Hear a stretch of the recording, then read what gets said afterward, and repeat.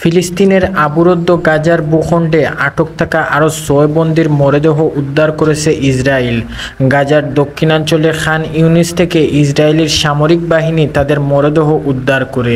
গত বছরের অক্টোবরে ইসরায়েলি হামাসের নজিরবিহীন হামলার সময় আটক হয়েছিলেন তারা। মঙ্গলবার ২০ আগস্ট এক প্রতিবেদনে এ তথ্য জানিয়েছেন। মঙ্গলবার ইসরায়েলি সামরিক বাহিনীর পক্ষ থেকে জানানো হয়, গাজার দক্ষিণাঞ্চলে রাতভর অভিযান চালিয়ে মরদেহ উদ্ধার করা হয়েছে। তবে কখন ও কিভাবে এই ৬ জন মারা গেছে তা স্পষ্ট করতে পারেনি তারা। বন্দীদের পরিবারগুলো একটি ফেরাম জানিয়েছেন এসব ব্যক্তিদের জীবিত আটক করা হয়েছিল।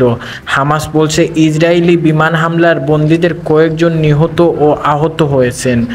ইসরায়েলে বন্দী ফিলিস্তিনের বিনিময়ে গাজায় আটক থাকা ব্যক্তিদের মুক্তি, গাজা থেকে ইসরায়েলি সেনা প্রত্যাহার ও স্থায়ী যুদ্ধবিরতির প্রত্যাশায় চলমান আলোচনা এর উপর ঘটনাটি এত বড় আঘাত হিসাবে মেনে নেওয়া হচ্ছে। ইসরায়েলি সেনাবাহিনী জানিয়েছেন তারা ৮০ বছর বয়সী চেইম পরিহার এ দেশবীর শনাক্ত করেছে। এছাড়া ইমিয়ার মেজট এবং আব্রাহার মুগডার জানিয়েছেন আলেকজান্ডার ও তারা বিভিন্ন মরদেহ উদ্ধার করা হয়েছে তাদের।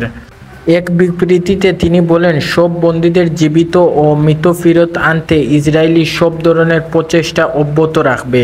ইসরায়েলের প্রতিরক্ষা মন্ত্রী ইয়োব গ্যালান্ট এই অভিযানে প্রশংসা করেছেন।